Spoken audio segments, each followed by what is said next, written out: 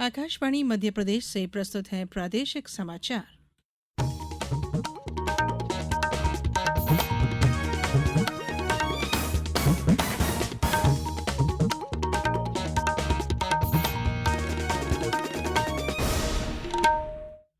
नमस्कार। समाचारों के साथ मैं धारणा सचदेव।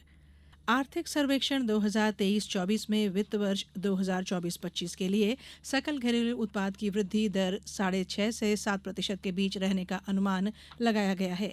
केंद्रीय वित्त मंत्री निर्मला सीतारामन ने आज बजट सत्र के पहले दिन लोकसभा में आर्थिक सर्वेक्षण पेश किया।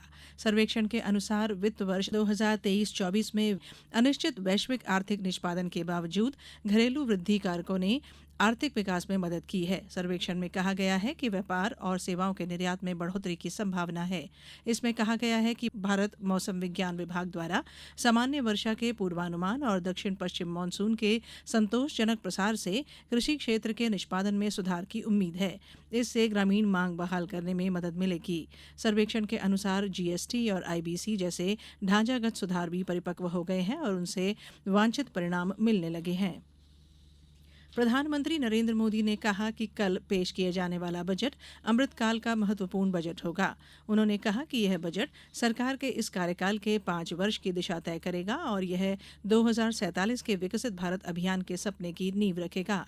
संसद के बजट सत्र से पहले संसद से बाहर संवाददाताओं से बातचीत में कथित रूप से नकारात्मक राजनीति करने के लिए विपक्षी दलों की आलोचना करते हुए श्री मोदी ने कहा कि उन्होंने अपनी विफलताओं से छिपाने के लिए संसद के समय का इस्तेमाल किया। शिक्षा मंत्री धर्मेंद्र प्रधान ने कहा है कि नीट यूजी पेपर लीक का देश भर में केवल एक मामला पटना में सामने आया है। उन्होंने कहा कि सीबीआई मामले की जांच कर रही है और ये मामला सर्वोच्च न्यायालय में विचाराधीन है। आज लोकसभा में प्रश्नकाल के दौरान पूरक प्रश्नों का उत्तर देते हुए उन्होंने विपक्ष के इन आरोपों का खंडन किया कि देश में पेपर लीक की घटनाएं बार बार सामने आई हैं। श्रावण माह के पहले सोमवार में आज प्रदेश के शिव मंदिरों में सुबह से पूजा अर्चना का दौर जारी है। उज्जैन में महाकालेश्वर और खंडवा जिले में ओंकारेश्वर ज्योतिर्लिंग में पूजा और दर्शन के लिए विशेष व्यवस्थाएं की गई हैं। उज्जैन और खंडवा में आज भगवान शिव की सवारी भी निकाली जा रही है। उज्जैन में महाकालेश्वर मंदिर प्रबंध समिति के प्रशासक मृणाल मीना ने बताया कि भगवान महाकालेश्वर की प्रथम सवारी ठाठ भाट से परंपरागत मार्ग से आज निकाली जाएगी। महाकाल आज मनमहेश रूप में भक्तों से रूबरू होंगे। वहीं भगवान ओंकारेश्वर की रजत प्रतिमा का दुग्ध और पंचामृत से अभिषेक किया गया। आज पवित्र नदी नर्मदा में ओंकारेश्वर और ममलेश्वर की रजत प्रतिमाओं का नौका विहार कराया गया। इसके बाद नगर भ्रमण होगा। आगरमालवा में ऐतिहासिक बैजनाथ महादेव मंदिर में भी सुबह से ही भक्तों की भीड़ देखी जा रही है। उधर मंदसौर में भगवान पशुपतिनाथ मंदसौर में 16वां मनोकामना अभिषेक आज से 18 अगस्त तक आयोजित किया जा रहा है। जबलपुर में गुप्तेश्वर, कचनार, भोलेकुटी, पशुपतिनाथ सहित सभी प्रमुख शिव मंदिरों में हजारों की संख्या में लोग दर्शन करने पहुंच रहे हैं। शिवपुरी के प्रसिद्ध खोड़ सहित प्रसिद्ध धाय महादेव मंदिर पर और शिवपुरी के सिद्धेश्वर महादेव मंदिर पर भी भारी भीड़ देखी गई।